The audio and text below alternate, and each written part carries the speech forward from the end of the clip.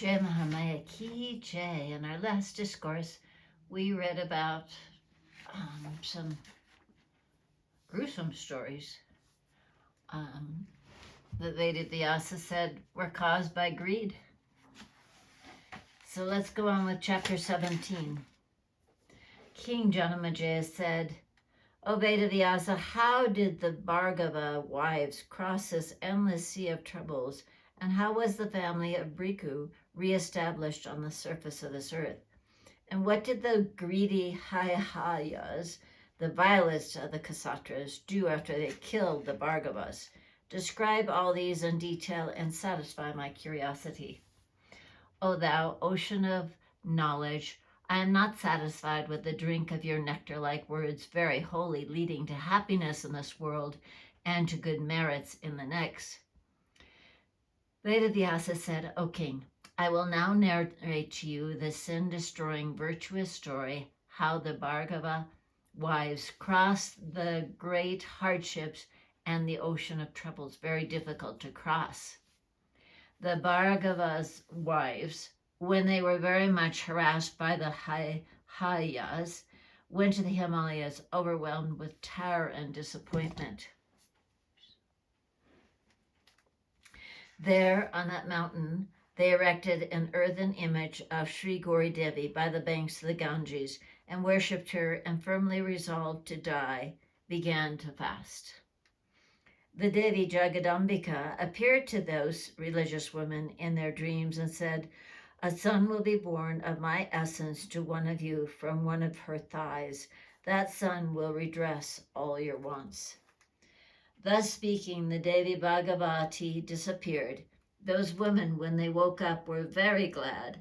One of them, that appeared very clever, becoming very much anxious out of the fear of the Ksatras, preserved the fetus in one of her thighs for the propagation of the family. Her body became luminous and then she fled overwhelmed with terror. The Ksatras, seeing that Brahmani, came quickly upon her and said, see, this pregnant Bhagava wife is flying away hastily. Seize her and take away her life. Thus saying, all of them raised their axes and pursued her. Then that woman, seeing them coming, wept out of fear. She cried out of terror for the preservation of the child in her womb. And the child, seeing her mother helpless and distressed, trembling with fear and with tears in her eyes, having no one to protect her, and awfully oppressed by the Ksatras, as if a pregnant deer has been attacked by a lion and is crying about, angrily burst out of the thigh of his mother and quickly came out like a second son. That beautiful looking boy took away the power of sight of those Ksatras by his brilliant luminous light. No sooner the Hayayas saw that boy than they got blind. Like those that are born blind, they then began to roam in the caves of mountains and thought within themselves what an evil turn of fate had overtaken them. They thought thus, oh, the mere sight of that boy has turned us blind. What a great wonder is this! Certainly this is due to the influence of the Brahmani wife, that this is, no doubt, the great effect of her virtue of chastity. We have greatly oppressed the Bhargava women. They have become very sorry and distressed. Now we cannot tell what more evils do those women of true resolve will inflict upon us. Thus pondering, those Ksatras, deprived of their eyes, helpless, and their minds bewildered, took refuge of those Brahman ladies. The ladies, seeing them again come, were then more terrified, but those Ksatras bowed down before them with folded hands for the restoration of their sights and said, O mother, we are your servants. Be gracious unto us, O auspicious ones. We are vicious Ksatras, O mother. What an amount of offense we have committed to you. O beautiful ones, we have become blind no sooner we have seen you. O angry one, no more we can see your lotus-like faces, as if we are born blind. O mother, the spirit of your asceticism is so wonderful. We are sinners, therefore by no means we can get our sight. Therefore we have taken refuge unto you all. Better give us back our eyesight and preserve our honor. O mother, blindness is more dreadful than death. Therefore do you show your mercy on us. Be pleased unto us and restore our eyesights and make us your slaves. No sooner we get back our sights, we will cease from these vicious acts and go to our own homes. In the future, we will never commit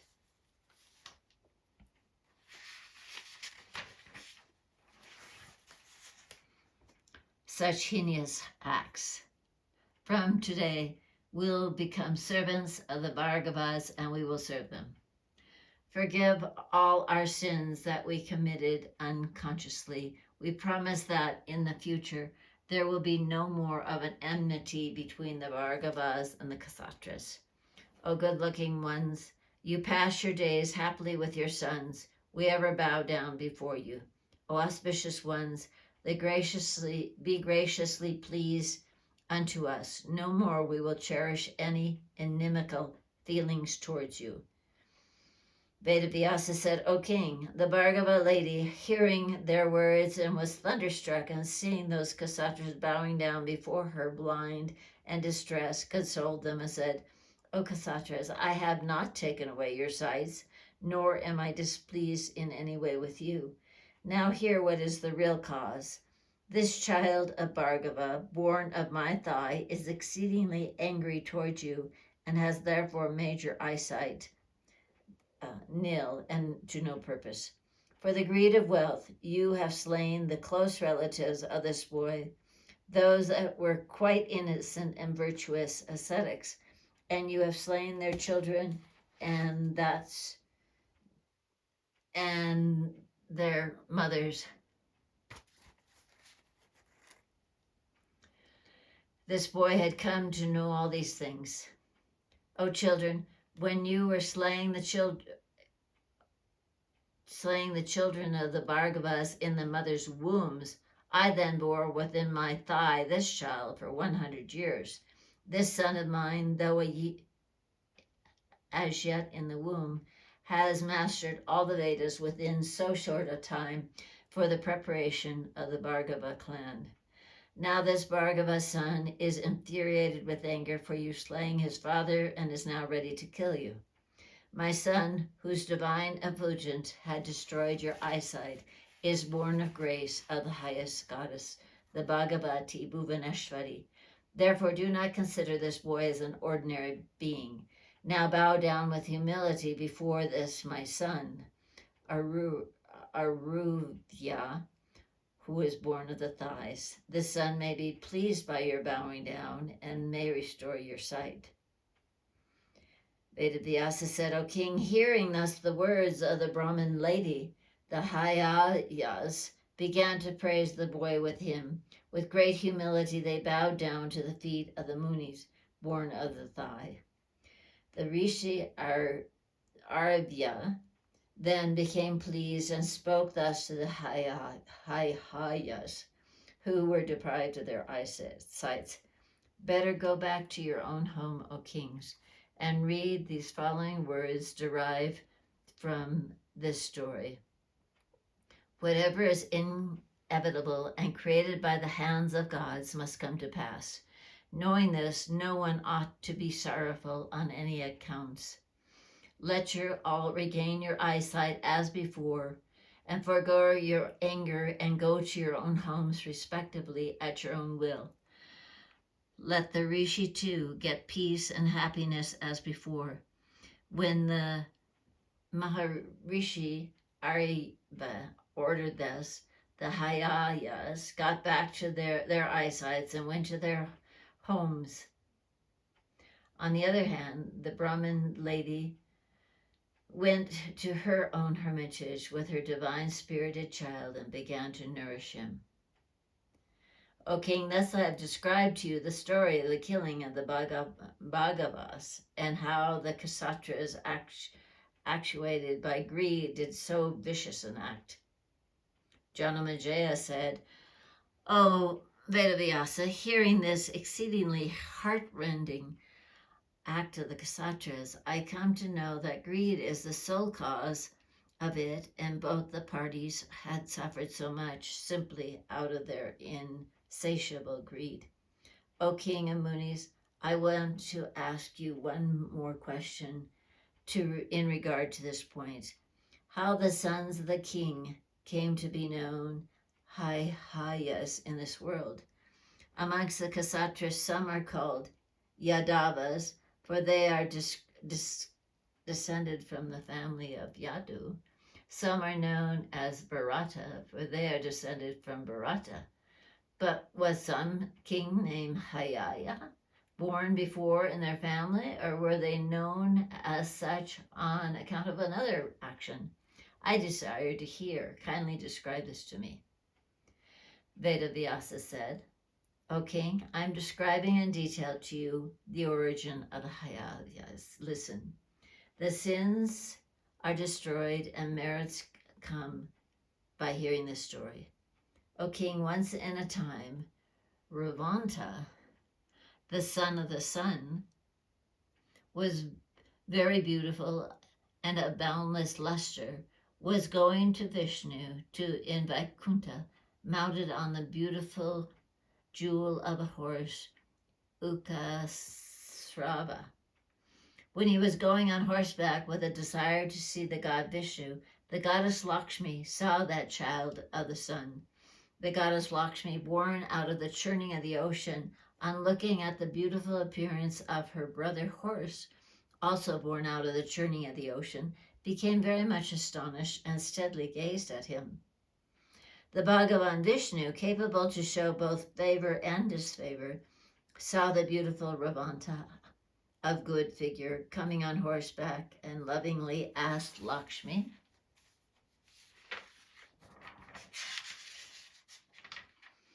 "O beautiful one, who is coming here on horseback, as it were, enchanting to the three world?" At that time, the goddess Lakshmi was accidentally looking intently on the horse, so she did not reply, though repeatedly asked by Vishnu. The Lakshmi Devi, always restless, was very much intent on the horse and was enchanted, and she was looking steadily with great affection on the horse. Seeing this, the Vishnu became angry and said, "Oh, beautiful one, what you are looking at so intensely? Are you so much enchanted with the sight of the horse that you are not speaking to me a single word, though I am repeatedly asking you so often? You livingly dwell on all the objects, hence your name is Brahma. Your mind is also very restless, therefore you could be known as Chanchala Devi, the restless Devi. O auspicious one, you are restless like an ordinary woman. You can never stay steadily for a certain time at any one place. While sitting before me, you are enchanted with the sight of a horse. Then you be born as a horse in the world of man, full of dreadful troubles on the surface of the earth." The goddess Lakshmi became very much affrighted at this sudden curse given by Vishnu, a matter of as it were ordained by the Devas, and began to cry aloud, shuddering with pain and sorrows. Lakshmi Devi, then of sweet smiles, frightened, bowed down with great humility to her own Lord Vishnu and said thus, "O Deva, the Devas, O Govinda, you are the Lord of this world and the ocean of mercy. Why have you inflicted on me so dreadful a curse for such a minor fault of mine? O Lord, I never saw you before so angry. Alas, where has gone now that affection, so natural and undying, that you showed towards me? O Lord, it is not proper to hurl a thunderbolt on one's own relations, but it is advisable to cast it on the enemies. I am always fit for receiving boons from you. Why have you made me now an object fit for curse? I will quit this life in your presence. I will never be able to live separated from you, O Lord, Be graciously pleased and say, when shall I be free from this dreadful curse and regain your happy companionship? Vishnu said, O Devi, when you will get a son in the world like me, you will no doubt come again to be my companion. Here ends the 17th chapter on the continuance of the family of Bhrigu in the 6th book in the Srimad Devi Bhagavatam Mahapuranam of 18,000 verses by Maharishi Veda Vyasa. Jai Mahamaya ki jai, Vishveshwari Mata ki jai, Bole Baba ki jai.